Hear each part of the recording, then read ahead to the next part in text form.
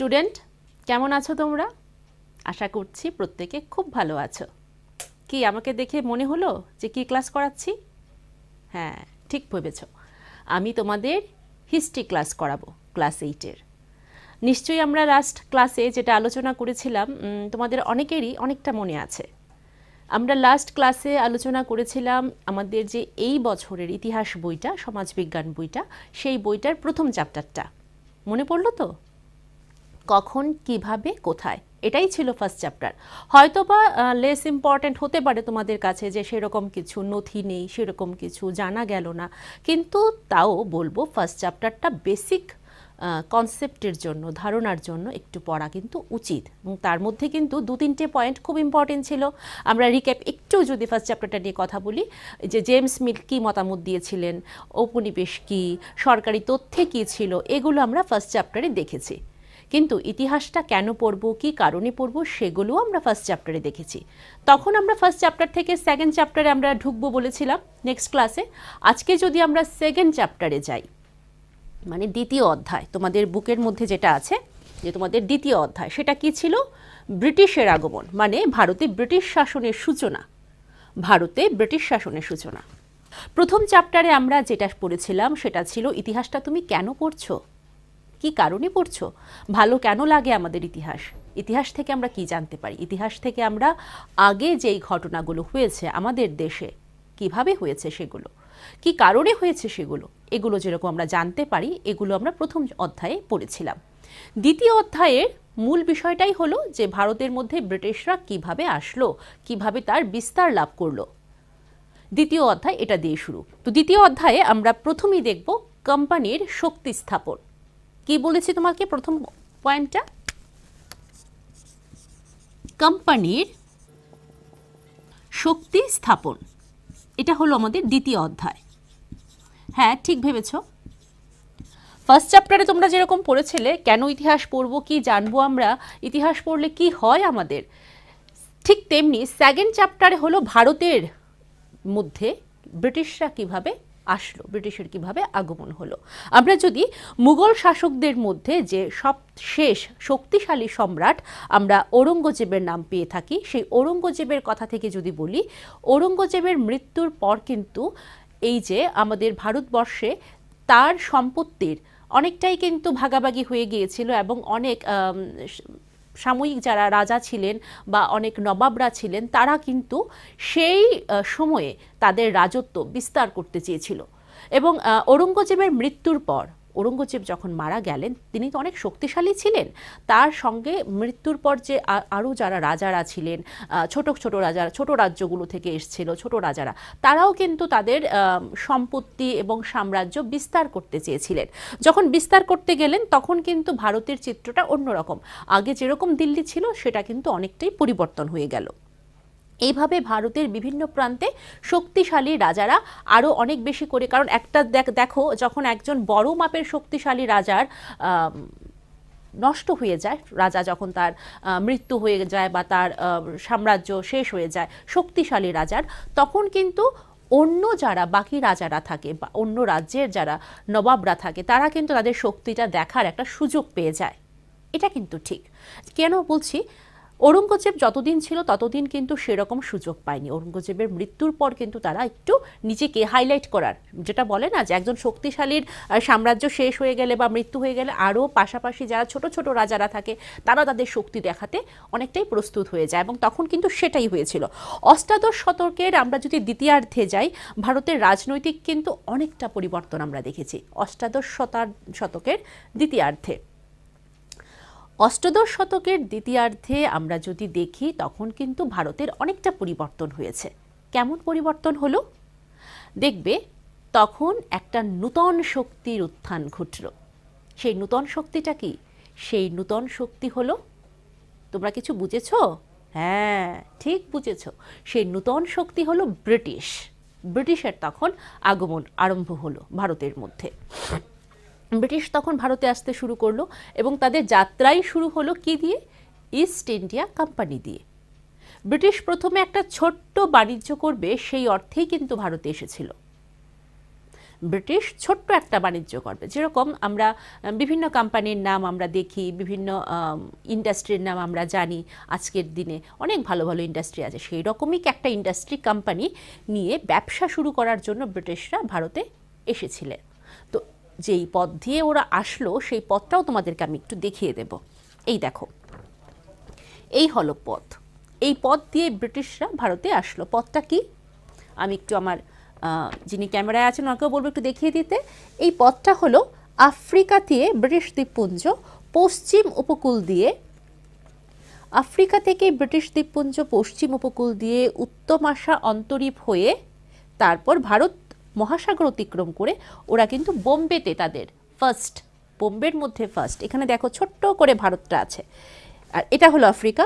এদিক থেকে ওরা এসে বোম্বেতে ওদের ফার্স্ট কোম্পানিটাকে সেট আপ করলো, মানে তৈরি করলো, বসবাস করলো, এবং ওরা মানে ব্যবসাটাকে শুরু করেছিল।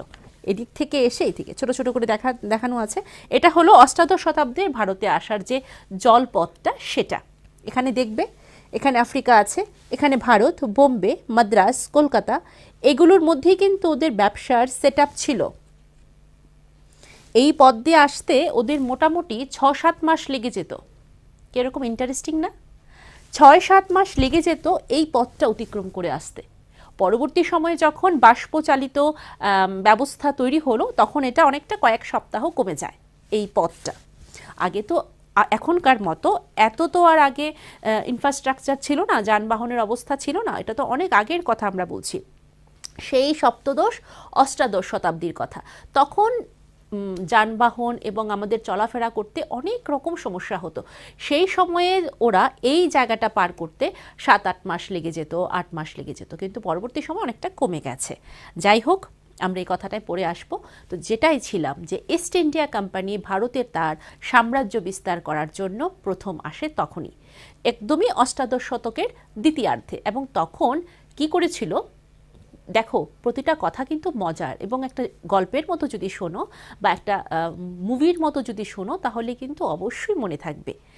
1600 খ্রিস্টাব্দে ইস্ট ইন্ডিয়া কোম্পানি রানী এলিজাবেথের কাছ থেকে সে আসার অনুমোদন পায়, ইংল্যান্ডের আসার জন্য অনুমোদন পায়, ইংল্যান্ডে বাণিজ্য করার জন্য। অন্যদিকে ইংল্যান্ডের অন্য কোনো বাণিজ্যিক সংস্থা তার সাথে কিন্তু প্রতিদ্বন্দ্বী হয়ে উঠতে পারল না। ইংল্যান্ডের অন্য কোনো বাণিজ্যিক সংস্থা তার সাথে প্রতিদ্বন্দ্বী হয়ে ওঠার মানে পায়নি, অনুমোদন পায়নি। কিন্তু রানী এলিজাবেথের কাছ থেকে তখন কিন্তু তারা অনুমোদন পেয়েছিল। কিসের অনুমোদন? ভারতে এসে ব্যবসা করার। হ্যাঁ, ঠিক ভেবেছ, ভারতে এসে কি করার? ব্যবসা করার। সেই ব্যবসায়িক কোম্পানিটা ছিল east India company. East India company ভারতে এসে তার ব্যবসা শুরু করবে, এবং ব্যবসা শুরু করার জন্য সে কিন্তু এই দীর্ঘ পথ যেটা তোমাদেরকে দেখিয়েছিলাম, পশ্চিম উপকূল দিয়ে উত্তমাশা অন্তরীপ পার হয়ে ভারত মহাসাগর অতিক্রম করে সে কিন্তু বোম্বেতে তার প্রথম বোম্বেতে গিয়ে তাদের সেট আপ করেছিল, এবং ফার্স্ট কিন্তু করেছিল হুগলিতে। আমি তোমাদেরকে এটা পরে বলবো যে 1651 সালে হুগলিতে ফার্স্ট ফ্যাক্টরি তাদের হয়েছিল। তো এখানে বইয়ের মধ্যে যেটা আছে যে অন্যদিকে ইংল্যান্ডের অন্য কোনো বাণিজ্যিক সংস্থার ইস্ট ইন্ডিয়া কোম্পানির সঙ্গে প্রতিযোগিতা করার অধিকার ছিল না। ফলে দলিল বা আইনের অনুযায়ী একটা তো এগ্রিমেন্ট হয়, সেই এগ্রিমেন্ট অনুযায়ী কিন্তু ওরা বিজনেস করার সুযোগ পায় ভারতে, এবং ভারতে যখন ব্যবসা করার সুযোগ পায় তখন তারা ভারতে চলে আসে, এবং তখন এই ভারতে এসে ব্যবসা করে যেটা ওরা কিনতো, ভারত থেকে যেটা ওরা কিনতো, আমদানি করত, সেটা ওরা কি করত জানো? ইউরোপে গিয়ে বেশি দামে, চড়া দামে বিক্রি করত। ওইটাই ছিল ওদের মূল ফান্ডাটা, মানে ব্যবসাটা। ভারত থেকে কিনে নিয়ে সেটাকে চড়া দামে, বেশি দামে ইউরোপে বিক্রি করবে, এবং তাদের সাথে কম্পিটিশানে আসার মতো আর কোনো প্রতিদ্বন্দ্বীও ছিল না। আর কেউ তো অনুমোদন পায়নি, তারাই শুধু পেয়েছিল। আচ্ছা, ওদের এই যে যাত্রাটা, ওরা যে এভাবে আসছে, ওই যাত্রাটা দেখে অনেকেই কিন্তু ভাবছিল জারি এভাবে তো আমরাও করতে পারি। তো তখন কি করলো, পর্তুগিজ যারা ছিল তারা ওদের আগেই চলে আসলো। পর্তুগিজরা ঠিক একই পথে চলে আসলো, এবং পর্তুগিজরা যখন আসলো ওরাও কিন্তু সেম প্রসেসে ব্যবসা শুরু করতে লাগলো। ভারতে এসে কি করতে লাগলো? কম দামে জিনিস কিনে ইংল্যান্ডে গিয়ে বা ইউরোপে গিয়ে বেশি দামে বিক্রি করা। পর্তুগিজরাও কিন্তু সেই একই প্রসেসে শুরু করলো, জাহাজগুলো আফ্রিকার পশ্চিম উপকূল দিয়ে উত্তমাশা অন্তরীপ হয়ে ভারত মহাসাগর অতিক্রম করে ব্যবসা শুরু করতে আরম্ভ করলো। পর্তুগিজদের মধ্যে যার নাম সব থেকে বেশি শোনা যায়, ভাস্কো দা গামা, আমরা এই নামটা খুব শুনেছি। ভাস্কো দা গামা 1498 সালে ভারতে আসার জন্য যে এই যে সমুদ্রের পথটা, সেটা কিন্তু সেই প্রথম মানে কি বলতে পারো আবিষ্কার করেছিল, খুঁজে বের করেছিল ভাস্কো দা গামা। 1498, তোমরা নোট করতে পারো এই জিনিসগুলো, ছোট ছোট বিষয়গুলো। পর্তুগিজ নাবিক যিনি ভাস্কো দা গামা 1498 সালে ভারতে আসার সমুদ্রপথ আবিষ্কার করেছিল, উনি প্রথম আবিষ্কার করেছিল। এবং পর্তুগিজরাই কিন্তু প্রথম ভারতে আসলো। পর্তুগিজ আসার পরই কিন্তু ইংল্যান্ডের সেই পথ দিয়ে ইস্ট ইন্ডিয়া কোম্পানি নিয়ে যারা আসলো, সেই অনুমোদন পেয়ে রানী এলিজাবেথের কাছ থেকে ইউরোপিয়ানরা, তারাও এসে কিন্তু সেমভাবে ব্যবসা শুরু করতে আরম্ভ করলো। তারপর এক এক করে সপ্তদশ শতকের প্রথম দিক থেকে ওলন্দাজ, France, Denmark, east India company ভারতের বিভিন্ন অঞ্চলে ব্যবসা বাণিজ্যের কেন্দ্রস্থল গড়ে তুলেছিল। ব্যবসার যে সেট আপ গড়ে তুলেছিল, বিভিন্ন মানে একটা ব্যবসা করতে গেলে তো একটা জায়গা লাগে, সেই জায়গাতে যারা তখন যারা ব্যবসা করছিল, ব্যবসা করার সময় তখন তারা কি করলো, তারা এখানে তাদের দুর্গ বানাতে আরম্ভ করলো, তাদের থাকার রেসিডেন্ট বানাতে আরম্ভ করলো। কিভাবে ওরা এখানে থাকবে, কিভাবে বসবাস করবে, এই সব সেট আপ কিন্তু তারা এখানে এসে করতে আরম্ভ করলো। দেখো এখানে একটা লেখা আছে যে এখানে সমস্যাটা কি ছিল জানো? সমস্যাটা ছিল যে এখানের মধ্যে এই পয়েন্টটা তুমি পাবে, সমস্যাটা ছিল জিনিস কিনতে প্রত্যেকেই খুব ইন্টারেস্টেড ছিল, মানে আগ্রহী হয়ে উঠেছিল। ফ্রান্স থেকেও এসছে, ডেনমার্ক থেকে এসছে, ইংল্যান্ড থেকে আসছে, তারপর মানে যারা ইউরোপ থেকে আসছে, ব্রিটিশরা যারা আসছে, প্রত্যেকেই কিন্তু একটা জিনিসই কেনার জন্য মানে ভীষণভাবে আগ্রহী হয়ে উঠলো। সেটা কি? সেটা হলো ভারতের তুলা, রেশম, এলাচ, দারচিনি, যেগুলো বিদেশের বাজারে ভীষণ দাম পাওয়া যেত, বিদেশের বাজারে চড়া দামে মিলতো ওদেরকে, মানে ওরা এখান থেকে কম দামে এগুলো কিনে ভারতীয়দেরকে অনেকভাবে যেভাবে হোক বুঝিয়ে ওইখানে গিয়ে তাদের ইউরোপে গিয়ে সেটা কিন্তু ওরা চড়া দামে বিক্রি করে একটা মুনাফা অর্জন করতো, একটা আর্থিক একটা সচ্ছলতা পেত। এবং ম্যাক্সিমাম লোক যারা এই যে ইস্ট ইন্ডিয়া কোম্পানির সঙ্গে জড়িত ছিল, দেখো তখনকার সময় ইস্ট ইন্ডিয়া কোম্পানিতে যারা চাকরি করতো, কোম্পানির যারা কর্মচারী ছিল, তারা কিন্তু চেয়েছিল যে বাহ, এটা তো একটা দারুণ উদ্যোগ, এভাবে আমরা আমাদের বিজনেসটাকে আরও সুন্দর করতে পারি। ওরা বেশি দামে বিক্রি করে প্রত্যেকেই কিন্তু চেয়েছিল একটা ভালো জায়গায় যাওয়ার জন্য, এবং একটা নিজেদের মধ্যেও কম্পিটিশন শুরু হয়ে গিয়েছিল তখন। এখানে দেওয়া আছে কোম্পানিগুলো এগুলো সস্তা দামে কিনে ইউরোপ ও আমেরিকায় বেশি দামে বিক্রি করা এবং লাভ করত। কোম্পানির গুলো উন্নতির একমাত্র পথ ছিল পাশের যে কম্পিটিটর ছিল, প্রতিদ্বন্দ্বী, কম্পিটিশন যার সাথে হতো, তাকে যেভাবেই হোক হারানো। এটাই হয় যখন কম্পিটিশনে, ব্যবসা যখন কম্পিটিশনে আসে, তখন একজনকে হারানোর জন্য প্রতিনিয়ত চেষ্টা চলে। এটা আমরা এখনও দেখছি এই কম্পিটিশন। তখনের কম্পিটিশনটা ছিল অন্য রকমের। কীরকম কম্পিটিশন? তখন মানুষ ব্যবসা করার সময় সমুদ্র পথে যখন আসতো, সাথে অস্ত্র শস্ত্রও নিয়ে আসতো, বন্দুক, গোলা বালুদ, অনেক কিছু নিয়ে আসতো, এবং অস্ত্রের মাধ্যমে তারা তাদের কম্পিটিশনটাকে দেখাতো, দেখিয়ে তারপর যে জিততে পারতো সেই শাসন করতে পারতো বা ব্যবসা চালাতে পারতো। এখন কিন্তু আমরা যারা এখন ব্যবসা বাণিজ্য দেখছি, এখন কিন্তু ভিন্ন চিত্র, এখন কিন্তু আমরা ভিন্ন চিত্র দেখি। এখন কি দেখি? এখন কম্পিটিশনটা হয় অন্যভাবে। তো তখনও কম্পিটিশন ছিল, তখন ছিল লড়াইয়ের মধ্য দিয়ে। এখন পরিবর্তন হয়েছে সমাজের প্রতিকূলতার মধ্য দিয়ে বা সামাজিক উন্নতির মধ্য দিয়ে বা চারিপাশের শিক্ষার উন্নতির মধ্য দিয়ে, সবটাই পরিবর্তন হয়ে গেছে।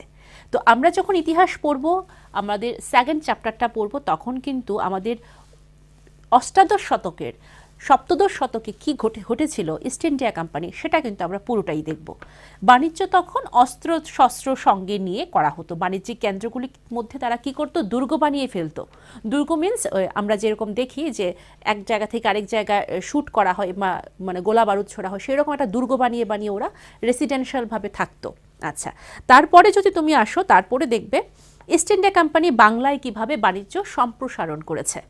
হ্যাঁ, বাণিজ্য প্রথম কিন্তু ওরা শুরু করেছিল বাংলায়। কোথায় করেছে?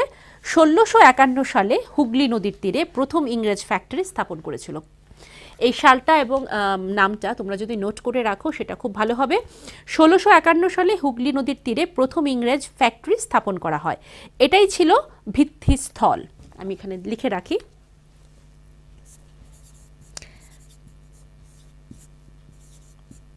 তোমরা যখন বাড়িতে পড়বে তখন দেখবে ইস্ট ইন্ডিয়া কোম্পানি যখন ভারতে আসলো,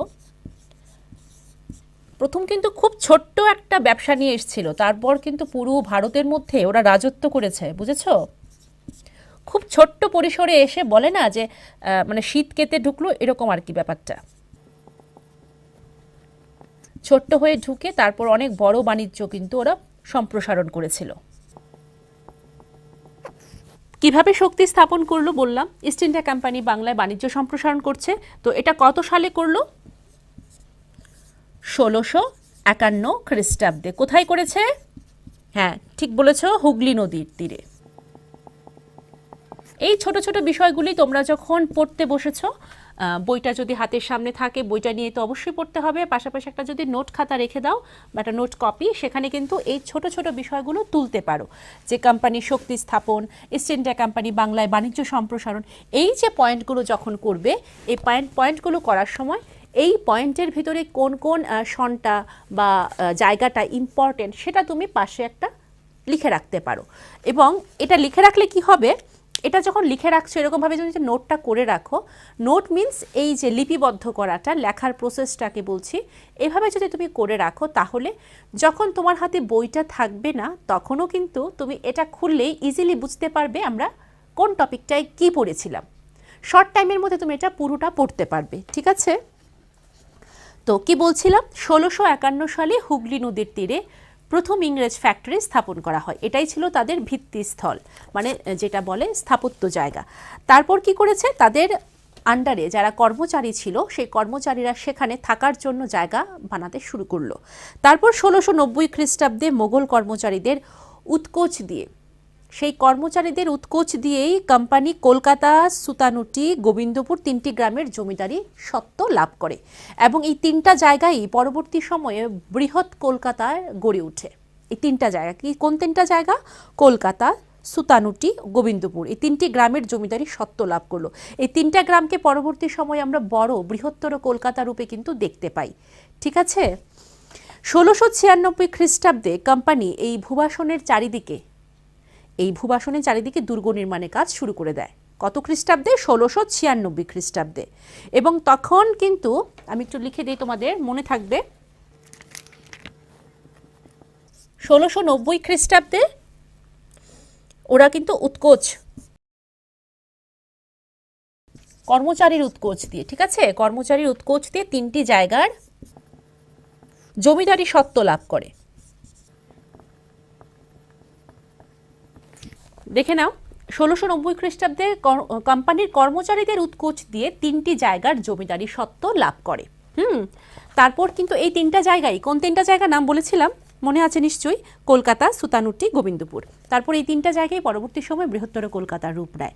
তারপর কি করেছে, তারপর 1717 খ্রিস্টাব্দে, এই যে ডেটগুলো লিখছি এগুলো তুমি, আমি তো ব্ল্যাকবোর্ডে লিখছি, তুমি খাতায় যখন লিখবে অনেকটা স্পেস পাবে, সুন্দর করে লিখতে পারবে।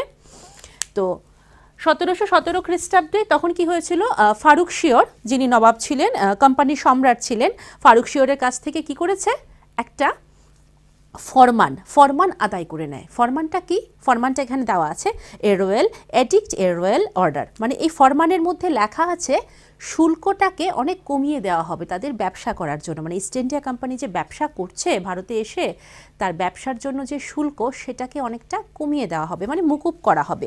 এই ফরমান পেয়ে কোম্পানি যুক্তি দেখায় তারা শুল্ক মুক্ত, মানে কমিয়ে দিয়েছে, আবার বলতে পারো শুল্ক মুক্ত করে দিয়েছে। শুল্ক মুক্ত মানে ট্যাক্স ফ্রি, বুঝতে পেরেছ? শুল্ক মুক্ত মানে ট্যাক্স ফ্রি বাণিজ্য করার একটা অধিকার পেয়েছে। কোম্পানি ধারাবাহিকভাবে চেষ্টা করতে থাকে কিভাবে চাপ দিয়ে একটা মানে প্রেশার ক্রিয়েট করে, মানে এই ফারুক শিওরের কাছ থেকে আরও বেশি করে মুনাফা অর্জন করা যায়। মুনাফা মিন্স একবার তো অনুমোদন নিয়ে নিল যে বিনা শুল্কে ওরা ব্যবসা করছে, মানে ট্যাক্স ফ্রি ব্যবসা করবে, তারপর আবারও চাপ দিচ্ছে, উপরন্তু আরও চাপ দিচ্ছে। কিসে চাপ দিচ্ছে? সেই চাপটা হলো যেন আরও বেশি তাদেরকে জায়গা দেওয়া হয়, আরও বেশি যেন ওরা জায়গা পায়, আরও বেশি যেন ওরা ব্যবসা করতে পারে, বিনা শুল্কে বাণিজ্য করতে পারে, সেটার জন্য চাপ দিচ্ছে।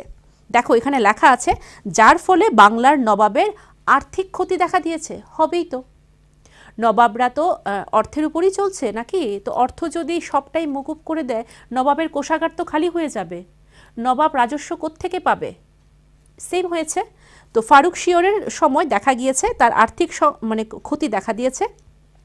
শুধু তাই নয়, কোম্পানির কর্মচারীরাও, এবার কোম্পানির যে বস ছিল সে তো করছে, এবার কোম্পানির যে কর্মচারীরা তারাও সেই ইংল্যান্ডের পতাকা দেখিয়ে, সেই কোম্পানির পতাকা ব্যবহার করে বিনা শুল্কে তাদের মুনাফা অর্জন করছে, মানে ব্যবসা করছে। মানে কি হয়েছে, কোম্পানির যে লিডার সেও করছে, কোম্পানির যারা মানে এমপ্লয়ি আছে, কর্মচারী আছে, প্রত্যেকে আবার নিজ নিজ ব্যবসা করছে, নিজেরা নিজেদের মতো করে ব্যবসা করছে। দেখো ডাবল ডাবল হচ্ছে ব্যবসা, তো কিন্তু ট্যাক্স কিন্তু একটাই দিচ্ছে, সেখানে হয়েছে ব্যাপারটা। তো সেই কারণে বাংলার নবাবদের অবস্থা খুব খারাপ হয়ে গিয়েছিল। তখনই এটা কি হয়েছে, যুদ্ধে পরিণত হলো। কি হলো, যুদ্ধে পরিণত হবেই, কারণ এইভাবে তো আর দেশ চলবে না। ওরা ওদের মুনাফার কথা চিন্তা করছে, ওরা কি করছে, এখান থেকে কম দামে জিনিস কিনছে, সেটা নিয়ে ইউরোপের বাজারে চড়া দামে, আমেরিকার বাজারে চড়া দামে বিক্রি করছে। ঠিক আছে, তো এইভাবে তারপরে তোমরা এখানে আমরা অনেকটা লিখে দিয়েছি, কিন্তু এটা একটু মুছে দিচ্ছি আমি, কারণ পরের পোর্শনটা না হলে লিখতে পারবো না। তোমরা তুলে নিয়েছো মনে হয়।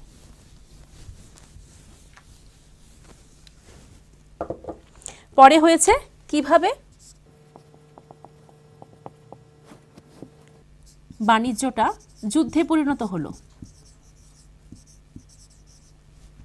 দেখো খুব মজা লাগছে তো, আশা করি মজা পাচ্ছ, কারণ আমরা ফার্স্ট চ্যাপ্টারে কিন্তু বেশি কোনো ইনফরমেশন ছিল না। আবারও বলছি, ফার্স্ট চ্যাপ্টারে শুধু ছিল কেন ইতিহাস পড়বে, ইতিহাসটা পড়লে কি কেমন লাগে, তো ওইটা যদি একটু ইন্টারেস্ট না হয় তাহলে তোমরা পড়তেই ভালো লাগবে না। এখন কিন্তু আমরা একটা গল্পের মতো শুনছি, ইস্ট ইন্ডিয়া কোম্পানি কীভাবে ভারতে ঢুকলো, কি করেছিল, কিভাবে বিস্তার লাভ করলো, এবং এই বিস্তার লাভের মধ্যে কোন কোন ইংরেজরা, কোন কোন ব্রিটিশরা কখন এসেছিল, এসে কিভাবে নিজের অবস্থার পরিবর্তন করেছে, ভারতের অবস্থার পরিবর্তন করেছে, এবং কোন ব্রিটিশের আমলে বেশি করে সাম্রাজ্যটা প্রসারিত হয়েছিল, সম্প্রসারিত হয়েছিল ভারতের মধ্যে, কে বেশি ব্যবসা করতে পেরেছে, এই সবটা কিন্তু এই চ্যাপ্টারে পাবে, সেকেন্ড চ্যাপ্টারে। ঠিক আছে, তো কি বলেছিলাম, কোনটাই ছিলাম আমরা, কিভাবে বাণিজ্য যুদ্ধে পরিণত হলো।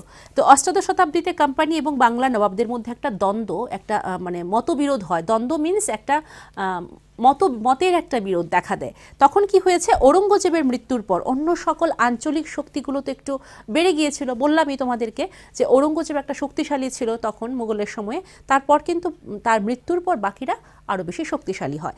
তখন কি হয়েছে, মুর্শিদ কুলি খাঁর পর আলীবর্দী খাঁ এবং তারপর সিরাজউদ্দৌলা নবাব হয়েছিলেন। কি হয়েছে, নবাব হয়েছে, প্রত্যেকেই শক্তিশালী শাসক ছিলেন। এখানে এটাও একটা প্রশ্ন হতে পারে যে শক্তিশালী শাসক তখনকার সময় কে ছিলেন, সিরাজউদ্দৌলা ছিলেন, বা মুর্শিদ কুলি বলো, আলীবর্দী খাঁ বলো, ওরা ছিলেন প্রত্যেকেই শক্তিশালী শাসক। তারা কোম্পানিকে অবৈধ মিন্স এই যে ট্যাক্স ফ্রি ব্যবসা সেটা করার সুযোগ দেয়নি। ওরা অনেকভাবে এটাকে বন্ধ করার মানে রদ করার চেষ্টা চালিয়ে গেছে। তো তারা কোম্পানিকে অবৈধ সুযোগ প্রদান করতে অস্বীকার করে কোম্পানির বাণিজ্যের অধিকারের উপর আরও বেশি রাজস্ব দাবি করে, কোম্পানির মুদ্রা ছাপানোর যে টাকশাল সেটা বন্ধ করার জন্য মানে আগ্রহী হয়। কোম্পানি বাংলার সরকারকে প্রচুর পরিমাণ রাজস্ব থেকে বঞ্চিত করেছে, নবাবের প্রভুত্ব খর্ব করেছে বলে একটা চিঠিও লিখেছে। কোম্পানির অপমানজনক পত্র লিখে কর দিতে অস্বীকার করেছে, নবাব ও তার কর্মচারীদের অসম্মান করার চেষ্টা করেছে।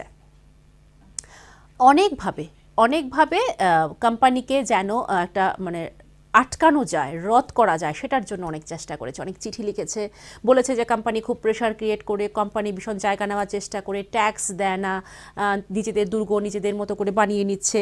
কোম্পানির বিরুদ্ধে যখন বাংলার নবাবরা এই রকম একটা মতবিরোধ তুলতে লাগলো, ঠিক হয় না, মতবিরোধ যখন আমি কারোর নামে বলবো তখন সেও তো আমার নামে বলবে, তো ঠিক সেমভাবে তখন ইস্ট ইন্ডিয়া কোম্পানিও নবাবদের বিরুদ্ধে অনেক এরকম পয়েন্ট নিয়ে কথা বলেছে। কি পয়েন্ট সেগুলো হলো, কোম্পানি ঘোষণা করে যে নবাবের কর্মচারীরা অযৌক্তিক কথা বলছে, নবাবের কর্মচারীরা বানিয়ে কথা বলছে, এই ধরনের অনেক কথা বলেছে। শুল্ক মুকুব করা হবে, ওরা বেশি বাণিজ্য করার উন্নতি পাচ্ছে না, সুযোগ পাচ্ছে না, ইস্ট ইন্ডিয়া কোম্পানিকে সুযোগ দিচ্ছে না নবাবরা। ঠিক পাল্টাভাবে নবাবরা বলেছিল যে আমরা ওদেরকে দেব না, ওরা বেশি করে শুল্ক মুকুব করে ব্যবসা করতে চাইছে। ঠিক পাল্টাভাবে ইস্ট ইন্ডিয়া বলছে যে না, আমরা দেখছি আমাদেরকে ব্যবসা করার সুযোগই দিচ্ছে না নবাবরা।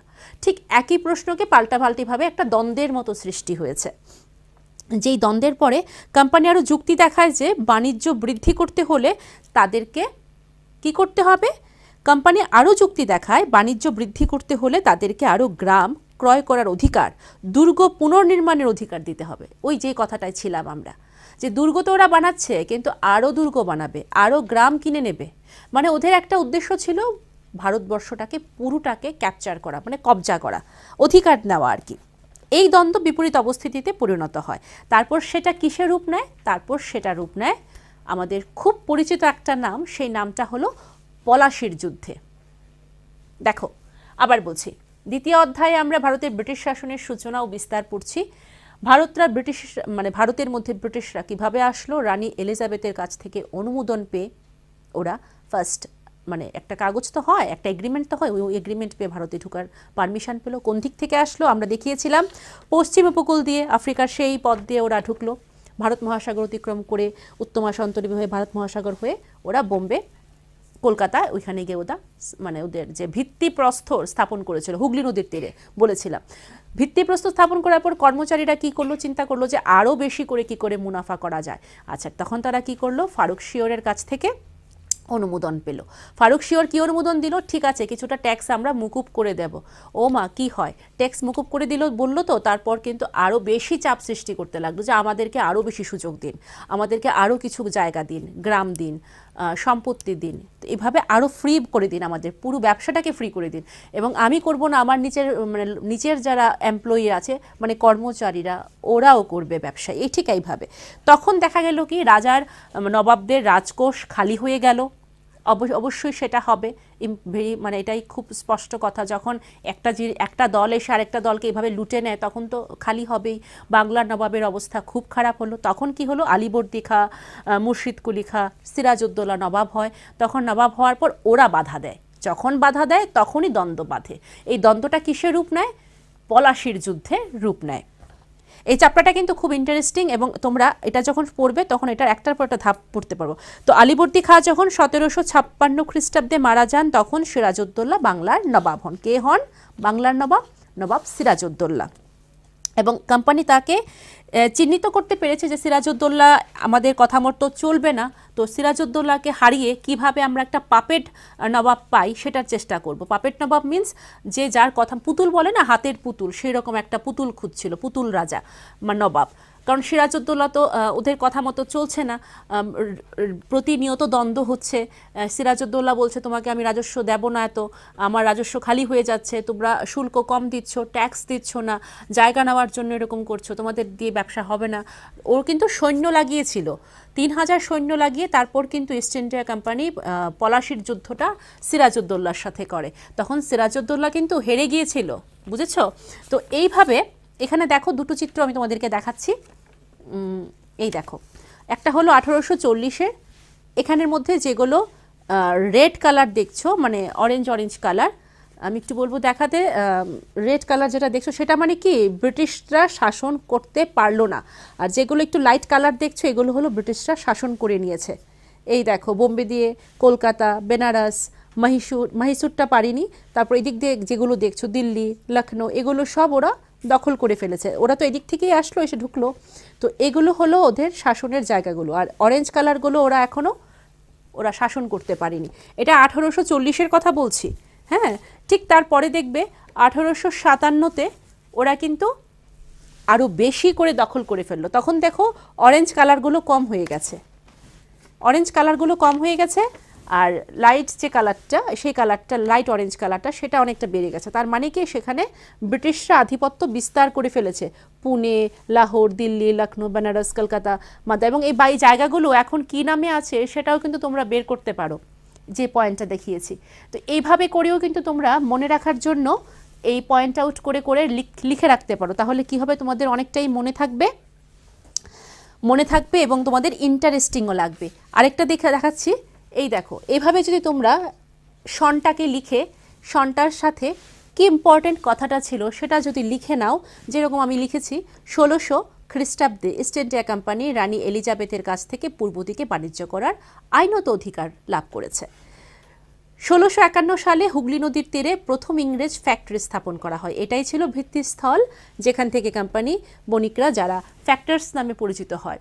1690 মোগল কর্মচারীদের উৎকোচ দিয়ে কোম্পানি কলকাতা, সুলতানুটি, গোবিন্দপুর 3টি গ্রামের জমিদারি স্বত্ব লাভ করল। 1696 কোম্পানি এই ভূবাসনের চারিদিকে দুর্গ নির্মাণের কাজ আরম্ভ করে। কোম্পানি সম্রাট ফারুক শিয়র এর কাছ থেকে 1717 সালে এক ফরমান আদায় করে নেয়।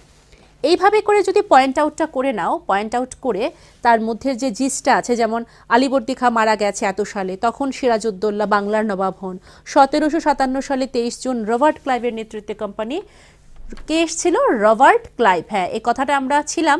রবার্ট ক্লাইভ যখন তার নেতৃত্বে একটা সৈন্যবাহিনী পাঠিয়ে সিরাজউদ্দৌলার সাথে যুদ্ধ করে, তখন সিরাজউদ্দৌলা কিন্তু হেরে যায় এই পলাশির যুদ্ধে। তারপর কিন্তু রবার্ট ক্লাইভের নেতৃত্বে কিন্তু ইস্ট ইন্ডিয়া কোম্পানি আরও অনেকভাবে তার প্রভাব বিস্তার করেছিল। তো এত বড় চ্যাপ্টার নিশ্চয়ই আমরা এইটুকু টাইমে শেষ করতে পারবো না, কিন্তু যতটুকু পড়িয়েছি নিশ্চয়ই তোমরা বুঝতে পেরেছো যে কী কী টপিকটা ছিল। এই টপিকগুলোর মধ্যে যেগুলো ইম্পর্ট্যান্ট আমি তোমাদেরকে বলে দিয়েছি, এই সনগুলো লিখে, ইয়ারগুলো লিখে তার পাশাপাশি যদি তুমি লিখে রাখো কারণটা কি, তাহলে কিন্তু অনেকটাই তোমার মনে থাকবে। এবং এখান থেকে 2-3টে প্রশ্ন তো অবশ্যই হতে পারে। কত খ্রিস্টাব্দে এলিজাবেথ তাকে মানে ইস্ট ইন্ডিয়া কোম্পানিকে অনুমোদন দেয়, বা ইস্ট ইন্ডিয়া কোম্পানি প্রথম কার কাছ থেকে অনুমোদন পেল, কোন সালে পেল, এরকম ছোট ছোট প্রশ্ন তোমরা নোট করতেও পারো। ঠিক আছে?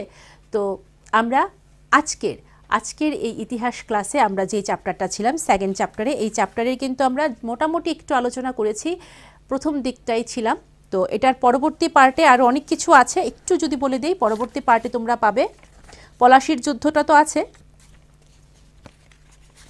এই দেখো, পলাশির যুদ্ধের পরে আমরা পলাশির যুদ্ধে ছিলাম, এটা মোটামুটি অনেকটাই, পলাশির যুদ্ধটা অনেকটা বড়। তারপর কোম্পানি কর্মচারীরা কীভাবে নবাব হলো, তারপর কিভাবে কোম্পানির শাসন বিস্তার করলো, তারপর কিভাবে টিপু সুলতান মারাঠাদের সাথে দক্ষিণের সাথে করলো, এই এক এক করে এই চ্যাপ্টারটা যাবে। তো আমরা পরবর্তী ক্লাসে এই আলোচনাগুলো অবশ্যই তোমাদের সঙ্গে করব।